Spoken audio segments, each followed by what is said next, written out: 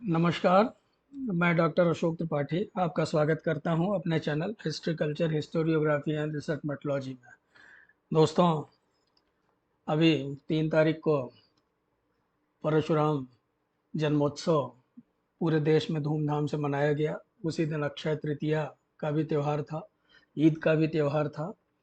तो ऐसे ही मन में विचार आया कि भगवान परशुराम के बारे में थोड़ा शोध किया जाए, क्योंकि तरह तरह की कहानियाँ, तरह तरह की कथाएं भगवान परशुराम के बारे में प्रचलित हैं। तो एक इतिहासकार की दृष्टि से भगवान परशुराम के बारे में जानने का प्रयास किया जाए, ऐसा सोच करके ये वीडियो बना रहा हूँ। और आप लोगों से निवेदन है कि आप इस वीडियो को देखिए, इसको लाइक कीजिए और चैनल को सब्सक्राइब अवश्य कीजिए। तो आइए चर्चा प्रारंभ करते हैं भगवान परशुराम के ऊपर। मित्रों, चूँकि हम इतिहास के विद्यार्थी हैं और इतिहास जो है वो हमें अतीत में झांकने के लिए बाध्य करता है, क्योंकि पास्ट जो है वो, या अतीत जो है, पास्ट इज द रूट और without past there is no present.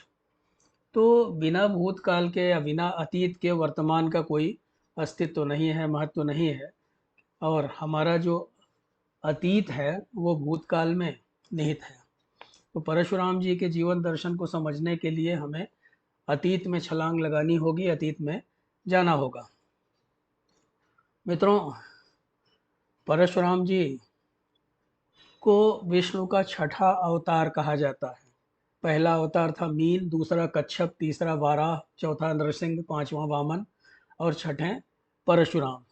तो अवतार क्यों होता है, इसके विषय में हम लोगों ने भगवत गीता में पढ़ा है। यदा यदा ही धर्मस्य ग्लानिर्भवति भारत अभ्युत्थानम धर्मस्य तदात्मानं सृजाम्यहम्। कि जब जब तुलसीदास जी ने लिखा है कि जब जब होई धर्म की हानि, बाढ़ई असुर अधम अभिमानी, तब तब प्रभु धरि मनुज शरीरा, हरहि कृपा निधि सज्जन पीरा। यानी कि जब जब धर्म की हानि होती है और आसुरी वृत्ति बढ़ जाती है, असुरों का राज स्थापित हो जाता है, जो सज्जन लोग हैं वो हर तरह से पीड़ित होते हैं, शोषित होते हैं, वंचित होते हैं, प्रताड़ित होते हैं, तो ऐसे समय में ईश्वर किसी न किसी रूप में अवतार लेते हैं। तो परशुराम जी भी जो है वो एक अवतारी पुरुष थे, उन्होंने भी अवतार लिया था।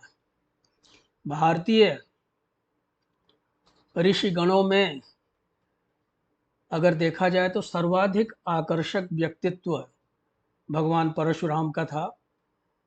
ये बड़े दुर्भाग्य की बात है मित्रों कि हमने अपने महापुरुषों को भी धर्म और जाति के आधार पर बांट लिया है।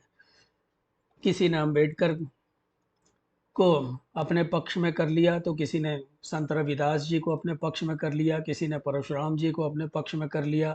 तो कोई शिवाजी की आराधना करता है, कोई राणा प्रताप को अपने पक्ष में कर लेता है। देखिए, महापुरुष जो होते हैं, ये महापुरुष किसी एक जाति, धर्म, संप्रदाय विशेष के नहीं होते हैं। ये महापुरुष जो होते हैं ये संपूर्ण राष्ट्र की धरोहर हैं। और इनकी जो शिक्षाएं हैं, इनकी जो इनका जो इनके जो कार्य हैं, इनके जो कृतित्व हैं, वो पूरे राष्ट्र के लिए होते हैं, न कि किसी धर्म, जाति, संप्रदाय विशेष के लिए। तो इसलिए इन्हें जाति, संप्रदाय और धर्म से ऊपर उठ करके देखना चाहिए महापुरुषों को। और सब लोगों को, वो चाहे कोई भी हो, सब लोगों को उनकी शिक्षाओं से लाभ उठाना चाहिए। मित्रों, ब्रह्मा जी के 10 मानस पुत्र थे। मरीचि, अत्रि, अंगिरा, पुलस्त्य, पुलह, क्रतु, भृगु, वशिष्ठ, दक्ष तथा नारद। तो परशुराम जो है ब्रह्मा जी के मानस पुत्र भृगु के वंशज हैं। बहुत सारे पुराणों में, मत्स्य पुराण, लिंग पुराण, वायु पुराण आदि के अनुसार एक बार देवासुर संग्राम हो रहा था, तो उसमें असुरों ने भृगु की पत्नी से शरण मांगी। उन्होंने उनको शरण दे दी देवताओं के कोप से बचाने के लिए, और जिससे क्रुद्ध होकर के भगवान विष्णु ने उनका सर काट लिया। तो भृगु को जब यह बात पता चली तो महर्षि भृगु ने क्रोधित होते हुए कि आपने मेरी निरपराध पत्नी का सर क्यों काट लिया, उन्होंने विष्णु को श्राप दे दिया मनुष्य लोक में जन्म लेने के लिए। उन्होंने ये कहा कि आपको मनुष्य लोक में जन्म लेना होगा। तो मित्रों, ये पौराणिक कथा है और बहुत सारी इस तरह की कथाएं आती हैं। तो हमारा मकसद ये है कि हम आपको बताएं कि परशुराम जो थे वो भृगु, महर्षि भृगु के वंशज। महर्षि भृगु का नाम अ, भारतीय आध्यात्मिक साहित्य में बहुत आदर के साथ लिया जाता है। वो एक महान ऋषि थे और आज भी हम लोग जो है भृगु संहिता का अध्ययन करते हैं, जो कि ज्योतिष का एक बहुत ही महान ग्रंथ है। मित्रों, श्रीमद् भागवत में एक कथा आती है कि भृगु द्वारा त्रिदेवों की परीक्षा ली गई। बहुत सारे ऋषि मुनि जो है इस बात पे उनमें विवाद था कि त्रिदेव यानी कि ब्रह्मा विष्णु महेश में कौन सबसे अच्छे हैं या कौन सबसे शांत हैं, कौन सबसे सरल हैं। इस बात की परीक्षा लेने के लिए सारे ऋषियों मुनियों ने भृगु से निवेदन किया। भृगु ने उनकी परीक्षा ली और पहले वो अपने पिता ब्रह्मा के पास गए। ब्रह्मा का उन्होंने कोई अभिवादन वगैरह नहीं किया, उनको प्रणाम वगैरह नहीं किया। नतीजा ये हुआ कि ब्रह्मा बहुत क्रोधित हुए, लेकिन फिर धीरे धीरे उन्होंने अपने क्रोध को पी लिया, क्योंकि वो जानते थे कि ये मेरा मानस पुत्र है। और उन्होंने अपने क्रोध को शांत किया, लेकिन वो भृगु से फिर भी भीतर ही भीतर बहुत ही अधिक व्यथित थे भृगु के व्यवहार से। फिर वो शिव जी के पास गए। शिव जी को भी उन्होंने अभिवादन वगैरह नहीं किया। हालांकि शिव जी महर्षि भृगु को देखते ही उनका आलिंगन करने के लिए दौड़े, लेकिन महर्षि भृगु ने यह कहा कि मैं आपका आलिंगन नहीं करूंगा, क्योंकि आप इस तरह के काम करते हैं उल जलूल। आप जो है राक्षसों को भी वरदान दे देते हैं, जिससे कि वो तरह तरह का अत्याचार करते हैं, उत्पात मचाते हैं, और इससे जो है संपूर्ण मानवता जो है वो बहुत दुखी होती है। इसलिए मैं आपका आलिंगन नहीं करूंगा। शिव ने बहुत क्रोध किया। उन्होंने अपना त्रिशूल उठा लिया, लेकिन पार्वती ने शिव को समझा बुझा करके उनका क्रोध शांत किया। इसी तरह वो विष्णु के पास गए उनकी परीक्षा लेने के लिए, और विष्णु के पास जा करके उन्होंने जो है विष्णु का अभिवादन वगैरह नहीं किया, बल्कि विष्णु की छाती पर अपने पैर से प्रहार किया, विष्णु को लात मारा। नतीजा ये हुआ कि विष्णु जो है वो उठे, उठ करके आए। उन्होंने महर्षि भृगु का पैर पकड़ लिया और उसके बाद उन्होंने ये कहा कि मेरा जो हृदय स्थल है, मेरी जो छाती है, वो वज्र के समान कठोर है, और आपके पैर इतने सुकोमल हैं, आपको चोट आई होगी, इससे मुझे बहुत दुख पहुंच रहा है। तो विष्णु की विनम्रता को उन्होंने देखा, और विष्णु की विनम्रता को देख करके जो है फिर उन्होंने इस बात का निर्णय कर दिया कि कौन सा देवता जो है वो सबसे ज़्यादा सरल है त्रिदेवों में। तो मित्रों, इस तरह की कहानियाँ आती हैं, इनका प्रतीकात्मक अर्थ है। इससे हमें यह शिक्षा लेनी चाहिए कि बिना कारण जाने कोई भी व्यक्ति हमारे पास आता है तो बिना कारण जाने अनावश्यक जो है हमें क्रोध के वशीभूत नहीं होना चाहिए, बल्कि अ, हमें यह प्रयास करना चाहिए कि सामने वाला व्यक्ति जो है उसका प्रयोजन क्या है। इस कहानी से हमें यही पता चलता है। मित्रों, भृगु की वंश परंपरा आगे बढ़ी। भृगु, महर्षि भृगु जो थे उनको संजीवनी विद्या का प्रणेता भी कहा जाता है। आगे चल करके आप देखेंगे कि संजीवनी विद्या कई लोगों ने सीखी। राक्षसों के जो गुरु थे शुक्राचार्य, उनको भी संजीवनी विद्या आती थी। इसी तरह से आगे चल करके बहुत सारे ऋषियों ने संजीवनी विद्या सीखी। महर्षि जमदग्नि को जब सहस्रार्जुन के वंशजों ने मार दिया था, तो उसके बाद इसी संजीवनी विद्या के जरिए उनको जीवित किया गया था। तो फिलहाल हम परशुराम की वंश परंपरा की बात कर रहे हैं। भृगु की वंश परंपरा धीरे धीरे आगे बढ़ी। उनके पुत्र थे च्यवन। च्यवन के बाद आपनवान, ऊर्ध्व, ऋचिक। ऋचिक और राजा गाधी की पुत्री सत्यवती के पुत्र जमदग्नि थे, और जमदग्नि तथा इक्ष्वाक वंश की राजकुमारी रेणुका का विवाह हुआ। और तो इक्ष्वाक वंश, आप जानते हैं भगवान राम भी जो है इक्ष्वाक वंश से संबंध रखते हैं, तो इक्ष्वाक वंश की ही राजकुमारी थी रेणुका। और उन्हीं की पांचवी संतान रेणुका और महर्षि जमदग्नि की पांचवी संतान परशुराम थे। तो यानी कि भृगु के बाद देखा जाए तो वो छठी पीढ़ी में आते हैं। भृगु के बाद च्यवन हुए, च्यवन के बाद आपनुमान हुए, फिर उर्द हुए, ऋचिक हुए।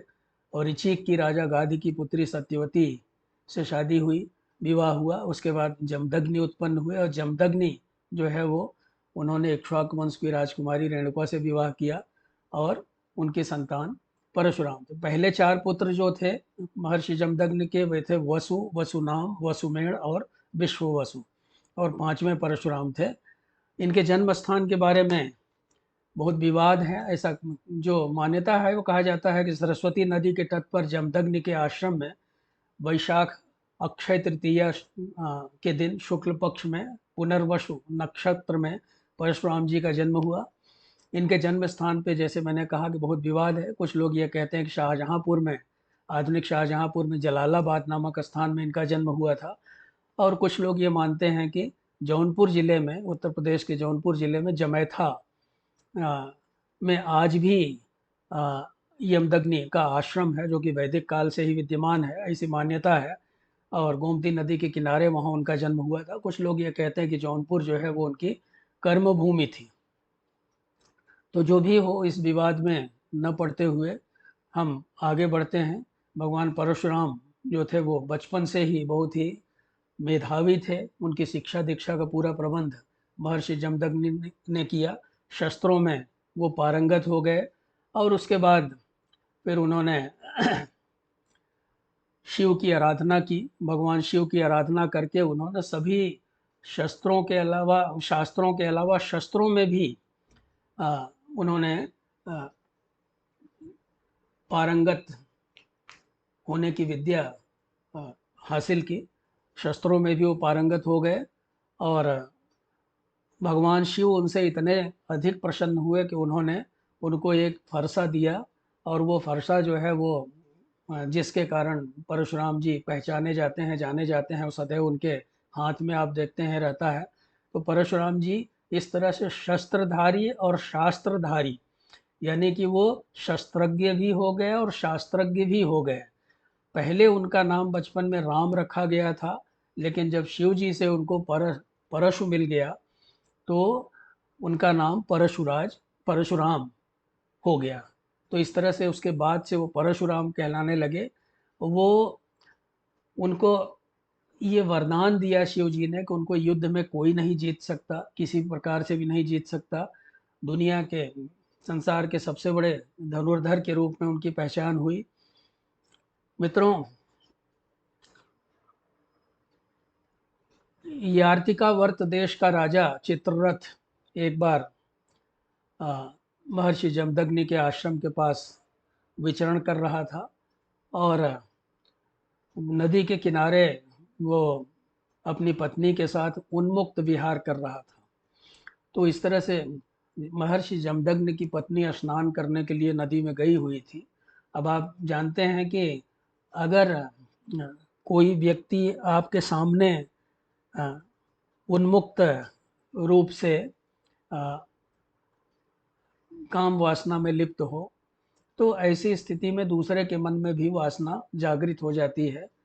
तो जब जमदग्नि की पत्नी रेणुका ने देखा तो उनका मन जो है वो उनके मन में एक तरह से ज्वार सा उठने लगा। उन्होंने ईश्वर का नाम लेते हुए नदी में बैठ करके अपनी मन को उन्होंने शांत किया, और शांत करके फिर वो वापस आई। अब चूंकि उनको वापस आने में थोड़ी देर हो गई, तो इसलिए महर्षि जमदग्नि ने उनसे पूछा कि आपको आने में देर क्यों हुई।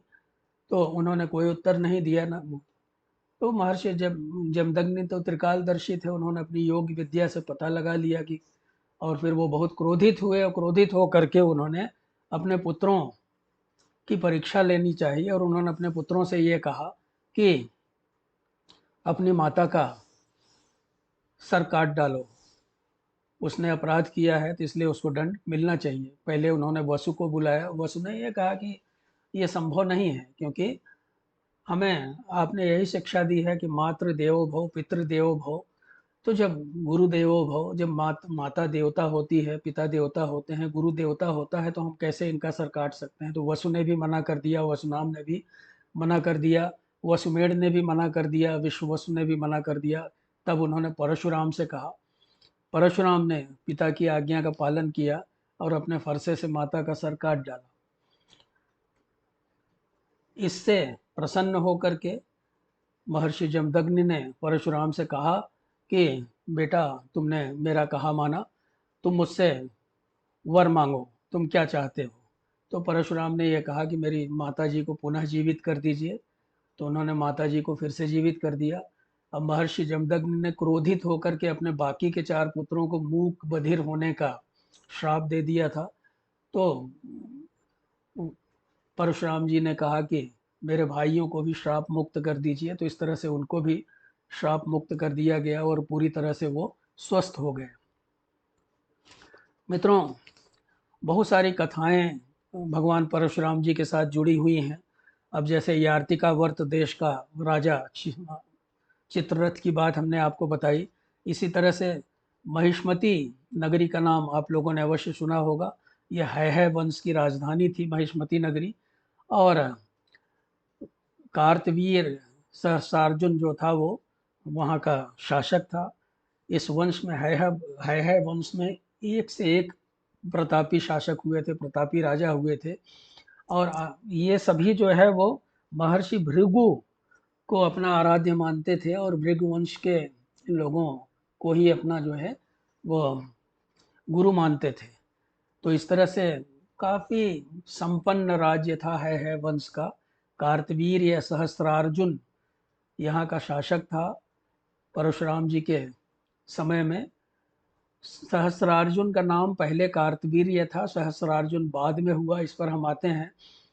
वास्तव में कार्तवीर्य ने भगवान दत्तात्रेय की उपासना की, आराधना की, उनको प्रसन्न किया और उनको प्रसन्न करके उनसे वरदान प्राप्त किए। दत्तात्रेय उसकी सेवा से बड़े प्रसन्न हुए। जो कार्तवीर्य था वो बहुत ही सुशील, संयमी और परिश्रमी, बहुत ही वीर बहादुर था। ऋषियों मुनियों की सेवा करने में अपने को धन्य मानता था। प्रारंभ से वो ऐसा नहीं था।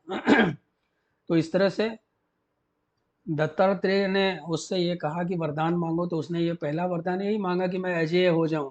और उसने ये कहा कि मेरी 2 भुजाएं तो हैं, लेकिन जब मैं युद्ध में जाऊं तो मेरी 1000 भुजाएं हो जाएं। और साथ ही साथ उसने ये कहा कि मुझे संपूर्ण अस्त्र शस्त्र विद्या में मैं पारंगत हो जाऊं, कोई योद्धा मुझे हरा ना पाए। तो इस तरह से उन्होंने कहा कि ठीक है, ये वरदान मैं आपको देता हूँ। साथ ही साथ अब सहस्त्रार्जुन जो है, जब उसको ये वरदान वरदान मिल गया, अब चूंकि वो उसकी 1000 भुजाएं हो गई, तो इसलिए उसका नाम सहस्त्रार्जुन हो गया। अब उसने भगवान दत्तात्रेय से ये कहा कि आप एक वरदान मुझे और दे दीजिए। ये तो आपने अपनी तरफ से दिया, मेरी तरफ से भी कुछ मुझे दे दीजिए।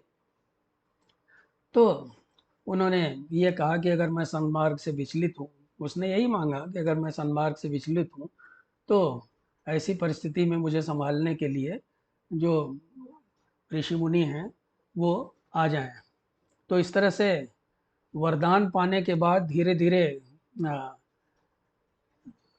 सहस्त्रार्जुन के मन में अहंकार आने लगा। आपने सुना होगा, तुलसीदास जी की प्रसिद्ध चौपाई है, प्रभुता पाए काह मद नाही। कि प्रभुता मिलने के बाद किसके अंदर मद नहीं आ जाता, किसके अंदर अहंकार नहीं आ जाता। तो सहस्त्रार्जुन भी अहंकार का शिकार हो गया। नतीजा यह हुआ कि वो अपनी प्रजा पे तरह तरह के अत्याचार करने लगा, उनका शोषण करने लगा और उनको तरह तरह से सताने लगा। नतीजा यह हुआ कि उसका अपयश चारों ओर फैलने लगा। पृथ्वी के समस्त राजाओं को हीन मान करके उसने उन्हें अपमानित किया। और इतनी उसके अंदर ताकत आ गई थी कि वो नर्मदा नदी में अपनी 1000 भुजाएं फैला करके बांध की तरह से उसका जल रोक देता था। और नतीजा ये होता था कि वो जल बाढ़ के पानी के रूप में धीरे धीरे लोगों के घरों में घुस जाता था और लोगों के जो सामान वगैरह थे वो उस जल में, जैसे बाढ़ में बह जाता है सब कुछ, वैसे ही सब कुछ बह जाता था। तो इस तरह के अत्याचार वो करता था। एक बार दिग्विजयी रावण रावण दिग्विजय करने निकला था। वो सहस्त्रार्जुन के क्षेत्र में पहुंच गया और सहस्त्रार्जुन जल में स्नान कर रहा था नर्मदा नदी में। उसने उसी तरह अपनी भुजाओं से नर्मदा के पानी को, जल को बांध लिया था। नतीजा ये हुआ कि रावण का जो शिविर था वो उस जल में बह गया। रावण ने सोचा कि ये कौन है, तो रावण ने के सिपाहियों ने, रावण के सैनिकों ने बताया कि इस तरह की बात है। तो रावण का उसके साथ संघर्ष हुआ और उसने, सहस्त्रार्जुन ने रावण को एक विचित्र सा जीव समझ करके उसको बंदी बना लिया और बंदी बना करके कैद कर दिया कैद खाने में। परिणाम ये हुआ कि रावण के जो नाना थे, पुलस्त्य पुलस्त्य जो है वो अ, पहुँचे कार्तवीर सहस्त्रार्जुन के पास। उन्होंने उससे अनुनय किया कि भाई ये इसको छोड़ दो, और इस तरह से उन्होंने उसको छुड़ाया। तो ये प्रसंग रामचरितमानस में भी आता है, जब अंगद दूत बन करके जाते हैं रावण के पास, और रावण जो है वो अंगद को तरह तरह से उलाहने देने लगता है कि तुम बाली जैसे महावीर के पुत्र हो, अपने पिता के हत्यारे का साथ दे रहे हो। और फिर वो ये कहने लगा कि राम की सेना में जो वीर हैं वो इस कोटि के नहीं हैं कि वो हमसे मुकाबला कर सकें, तो हमसे समझौता कर लो। तो अंगद ने उसको ये कहा कि एक बहोरी सहज बुझ देखा, धाय धरा जिमि जंतु विशेषा, कौतुक लाग भवन लय आवा, सो पुलस्ति मुनि जाए छोड़ावा। तो रामचरितमानस में ये चौपाई आती है। अंगद कहते हैं कि मैं जानता हूँ कि तुम्हारे अंदर कितना बल है। सहस्त्रबाहु ने तुमको पता नहीं कौन सा जीव समझ करके, विशेष जीव समझ करके बंदी बना लिया था और अपने भवन में ले गया था, तुम्हें कैद कर दिया था उसने, और पुलस्त्य मुनि ने जा करके तुमको छुड़ाया था। तो मित्रों, यहाँ एक बात ध्यान में रखने की है कि सहस्त्रार्जुन ने जब अत्याचारों की अति कर दी, तो नतीजा ये हुआ कि जब उसने सारे राजाओं को हरा लिया तो वो समुद्र के पास गया और समुद्र को ललकारा उसने। समुद्र ने उससे अनुनय किया कि भाई आप जमदग्नि के आश्रम में चले जाइए, वहाँ परशुराम जी हैं, उनको ललकारिए आप, और आप उनसे युद्ध कीजिए। तो जमदग्नि के आश्रम की तरफ उसने अपने सैनिकों को मोड़ दिया। जब उनके सैनिक जमदग्नि के आश्रम में गए सहस्त्रार्जुन के, जमदग्नि के पास कामधेनु नाम की गाय थी, और उन्होंने सारे सैनिकों का स्वागत सत्कार किया, बहुत अच्छी तरह से उनके लिए शिविर लगवा दिए। कामधेनु का मतलब होता है जो इच्छा पूरी करने वाली है, जो भी इच्छा जिसने की वो इच्छा पूरी हो गई। परिणाम ये हुआ कि अ, सहस्त्रार्जुन के मन में लालच आ गया। उसके मंत्रियों ने सलाह दी कि भाई ये कामधेनु जो है ये इनके पास रह के क्या करेगी। इसी तरह की कथा विश्वामित्र और वशिष्ठ के बारे में आती है, आपने सुनी होगी। तो कामधेनु को बलपूर्वक वो उठा ले गया सहस्त्रार्जुन। नतीजा ये हुआ और उनके आश्रम को तहस नहस कर दिया। नतीजा ये हुआ कि परशुराम बहुत क्रोधित हुए और उन्होंने सहस्त्रार्जुन को जा कर के ललकारा और युद्ध में उसका वध कर दिया। वध करने के बाद जब वो वापस आए, तो उनके पिता जमदग्नि ने परशुराम को की सराहना नहीं की। उन्होंने ये कहा कि तुम ब्राह्मण हो करके तुम इस तरह से हत्याएं करते हो, तो क्षत्रिय है, ये तो उसका धर्म ही है, तो उसका कर्म ही है युद्ध लड़ना, ये सब करना, लेकिन तुम क्यों जाके उसको मार डाले। तो जाओ और तुम जा करके प्रायश्चित करो। तो प्रायश्चित करने के लिए परशुराम फिर से तीर्थ यात्रा पे निकल गए। जगह जगह तीर्थों में गए, वो तीर्थों में जा करके, अब जैसे इसी तरह से असम भी पहुँचे वो। असम में जो ब्रह्मपुत्र नदी का जो उद्गम स्थल है उसको लोहित कुंड भी कहते हैं, वहाँ पे उन्होंने अपने फरसे को डाला। तो उनका फरसा जो था, चूँकि वो मातृ हत्या का भी कलंक था, तो उनका फरसा जो था वो वहाँ पे पवित्र हुआ। तो सहस्त्रार्जुन को मार करके जब परशुराम तीर्थ यात्रा पे थे, उसी समय सहस्त्रार्जुन के पुत्रों को अवसर मिल गया। पहले तो वो छुप गए थे, गायब हो गए थे, लेकिन अब वो बाहर निकले और उन्होंने फिर से उत्पात मचाना शुरू किया। उनके मन में अपने पिता की हत्या का बदला लेने का विचार आया और उन्होंने जमदग्नि के आश्रम पे धावा बोल दिया। महर्षि जमदग्नि का सिर काट करके वो ले आए। परशुराम जो है वो बहुत क्रोधित हुए जब वो लौट करके आए, और उन्होंने जब ये सुना तो उन्होंने सहस्त्रार्जुन के पुत्रों के ऊपर आक्रमण किया, और फिर वो वापस ले आए वहाँ से अपने पिता का सिर और धड़। उनका जो था वो आयुर्वेदिक औषधियों द्वारा बहुत संभाल करके रखा गया था, तो उन्होंने उस सर को धड़ से जोड़ दिया। ये आयुर्वेद का चमत्कार था। कुछ लोग ये भी कहते हैं कि महर्षि भृगु ने संजीवनी विद्या से उनको जीवित किया, लेकिन ये शल्य क्रिया करने वालों के लिए एक चमत्कार से कम नहीं है। इसके बाद परशुराम जी ने ये तय किया कि जितने जो उनके बारे में कहा जाता है ना कि 21 बार उन्होंने क्षत्रियों का विनाश किया। रामचरितमानस में भी आता है जब वो कहते हैं भुज बल भूमि भूप बिलिकुनी विपुल वार महिदेव दीनी, कि मैंने अपने भुज के बल से, अपने भुजाओं के बल से इस पृथ्वी को राजा विहीन कर दिया था, और इस पृथ्वी को देवताओं को दान में दे दिया था अनेक बार। तो वास्तव में क्या था कि बहुत सारे दुष्ट राजा हो गए थे जो तरह तरह से लोगों पे अत्याचार कर रहे थे, प्रजाओं पे अत्याचार कर रहे थे। उनके खिलाफ परशुराम ने एक अभियान छेड़ा, उनके खिलाफ अभियान छेड़ करके उन्होंने उन राजाओं का विनाश किया। इस बीच में उन्होंने 100 से अधिक अश्वमेध यज्ञ किए। 100 अश्वमेध यज्ञ करना बहुत बड़ी बात होती है। और उन्होंने संपूर्ण पृथ्वी का दान कर दिया। जीत करके उन्होंने कुछ अपने पास नहीं रखा, ब्राह्मणों को दान कर दिया। कोंकण प्रदेश का निर्माण किया उन्होंने, और इसी तरह से शूरपारक में उन्होंने ब्राह्मणों को बसाया, जो गुजरात में पड़ता है, सूरत के नाम से आजकल जाना जाता है। इसके उपरांत बहुत सारी कहानियाँ परशुराम जी से जुड़ी हुई हैं। परशुराम जी ने जब सब कुछ दान कर दिया, उनके पास कुछ नहीं रह गया, तो उनके पास द्रोणाचार्य पहुँचे। द्रोणाचार्य ने ये कहा कि मैं कुछ आपसे दान लेने आया हूँ। तो परशुराम जी ने कहा कि मेरे पास तो कुछ भी नहीं है।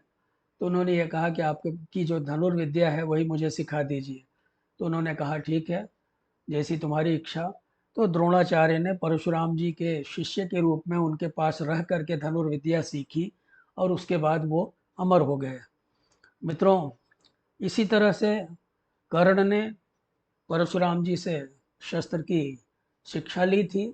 आप वो कहानी जानते होंगे कि एक बार परशुराम जी जो है वो निद्रा के वशीभूत हो गए। कर्ण की जांघ पे सर रख करके सो रहे थे, उसी समय एक कीड़े ने कर्ण की जांघ को काटा, उससे रुधिर बहने लगा। फिर भी उसने अपनी जांघ हिलाई नहीं कि गुरुजी जाग जाएंगे। और जब रक्त उनके शरीर को छूने लगा परशुराम जी को, तो वो जगे और उन्होंने ये कहा कि तुम क्षत्रिय नहीं हो, मैं केवल ब्राह्मणों को शिक्षा देता हूँ। और फिर उन्होंने ये कहा कि जो विद्या मैंने तुम्हें दी है वो तुम भूल जाओगे युद्ध में। हालांकि तुम एक अजेय योद्धा बनोगे और तुमको कोई पराजित नहीं कर पाएगा। तो इस तरह से द्रोणाचार्य और कर्ण को विद्या दान दिया उन्होंने। एक महाभारत में प्रसंग आता है कि जब अपने विचित्रवीर्य वगैरह का विवाह करवाने के लिए भीष्म ने काशीराज की 3 पुत्रियों का अपहरण कर लिया था, तो उसमें एक पुत्री अम्बा थी। अम्बा ने परशुराम से आग्रह किया, उसने ये कहा कि मैं किसी और से प्रेम करती हूँ और उसके पास जाना चाहती हूँ। तो भीष्म ने उसकी बात मान ली। उन्होंने राजा शाल्व के पास भेजा उसको। शाल्व ने मना कर दिया कि जब एक बार आपका अपहरण हो गया तो मैं आपसे विवाह नहीं कर सकता।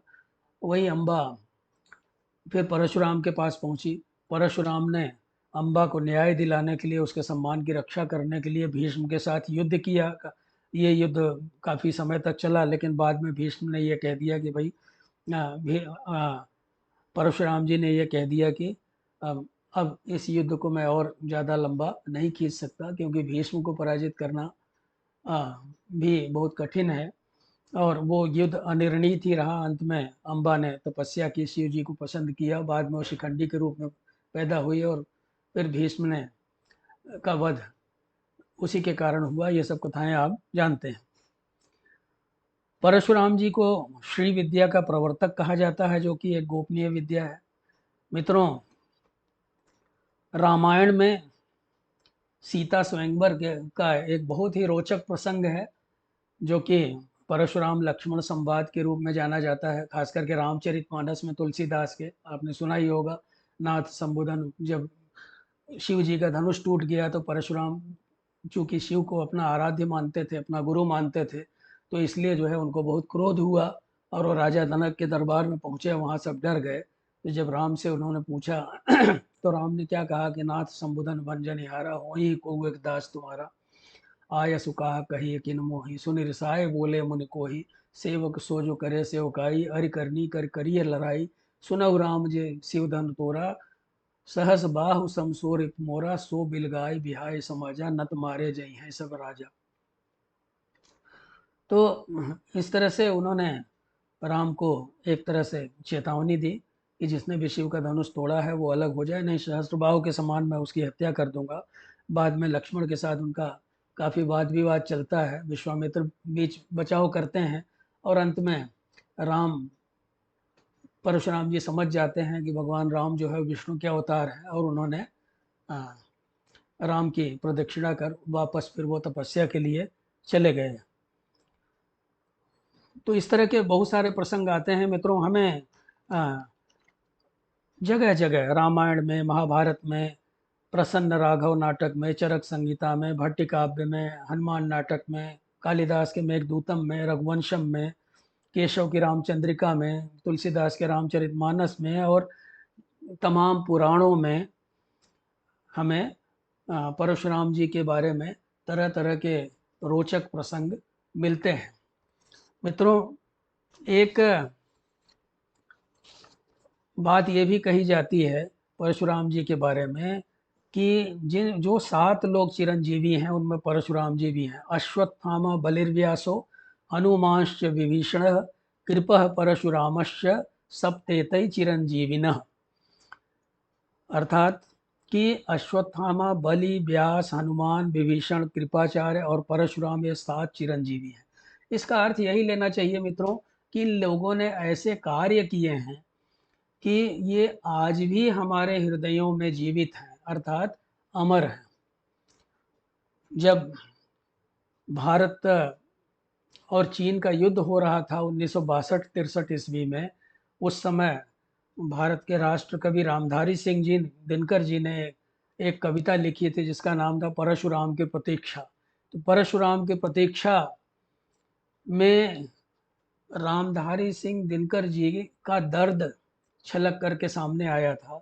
उन्होंने यह बताया था कि आज हमें परशुराम जैसे योद्धाओं की ज़रूरत है, क्योंकि तत्कालीन सरकार ने चीन के सामने एक तरह से आत्मसमर्पण कर दिया था। चीन ने हमारी बहुत सारी भूमि के ऊपर अवैध रूप से अधिकार कर लिया था और हम हिंदी चीनी भाई भाई के नारे लगा रहे थे, लेकिन छल से चीन ने हमें पराजित कर दिया। हमारी तैयारी नहीं थी कुछ मोर्चों पे और वहाँ उसने छल से आक्रमण किया और हम भाई भाई ही करते रह गए। तो कवि, राष्ट्र कवि इस कविता के माध्यम से हमें संदेश देते हैं कि हमें अपने नैतिक मूल्यों की रक्षा करते हुए और अपने राष्ट्रीय सम्मान की रक्षा के लिए सदैव जागरूक रहना चाहिए और हमें अपने ऐसे महापुरुषों से प्रेरणा लेनी चाहिए। अब हमें किसी परशुराम की आवश्यकता है। काश ऐसे लोग इस समय उत्पन्न हो जाते जिनके अंदर परशुराम की आत्मा समा जाती। उन्होंने लिखा है, गरजो अंबर की, गरजो अंबर की भरो रणोच्चारों से, क्रोधांध रो रहाकों से, हुंकारों से, यह आग मात्र सीमा की नहीं लपट है, मूढ़ों स्वतंत्रता पर ही यह संकट है, जातीय गर्व पर क्रूर प्रहार हुआ है, माँ के किरीट पर ही यह वार हुआ है, अब जो सिर पर आ पड़े नहीं डरना है, जन्मे हैं तो 2 बार नहीं मरना है, कुत्सित कलंक का बोध नहीं छोड़ेंगे, हम बिना लिए प्रतिशोध नहीं छोड़ेंगे, अरिका विरोध अवरोध नहीं छोड़ेंगे, जब तक जीवित हैं क्रोध नहीं छोड़ेंगे। तो राष्ट्र कवि का कहना है कि युद्ध भूमि में शत्रु का विनाश करने के लिए हिंसा अनुचित नहीं है। अर्थात दूसरे शब्दों में ये कहें तो कमंडल से देश की रक्षा नहीं हो सकती है। हमारे बहुत सारे महापुरुषों ने अहिंसा की शिक्षा दी है, लेकिन कभी कभी देश की रक्षा के लिए, देश को बचाने के लिए शस्त्र उठाना पड़ता है, परशुराम जी की तरह। जैसे परशुराम जी महान विद्वान थे, शास्त्रों के ज्ञाता थे, शास्त्रों के मर्मज्ञ थे, एक ऐसे वंश में पैदा हुए थे जहाँ जन्म लेने के लिए लोग तरसते हैं, लेकिन उसके बाद भी पृथ्वी को विनाश से बचाने के लिए उन्होंने अवतार लिया और उन्होंने न जाने कितने असुरों का वध किया या आसुरी प्रवृत्ति वाले लोगों का वध किया। तो इस तरह से मित्रों, आज भी जैसे मैंने प्रारंभ में व्याख्यान के कहा कि हमें महापुरुषों का आदर करना चाहिए, जाति धर्म संप्रदाय इन सब से ऊपर उठ करके ये तुच्छ बातें हैं। महापुरुष सारे देश के होते हैं, सारे राष्ट्र के होते हैं, अतः हमें इनका आदर करना चाहिए, इनका सम्मान करना चाहिए। इनका जन्मोत्सव या इनकी जयंती हम इसलिए मनाते हैं जिससे कि ये हमारे हृदय में सदैव जीवित रहें, अमर रहें और हमारा मार्गदर्शन करते रहें। तो मित्रों, अगर आपको ये वीडियो पसंद आया हो तो आप मेरे चैनल को लाइक कीजिए, सब्सक्राइब कीजिए और ये वीडियो सबके साथ शेयर कीजिए और अपने कमेंट भी दीजिए। आपका बहुत बहुत धन्यवाद। नमस्कार।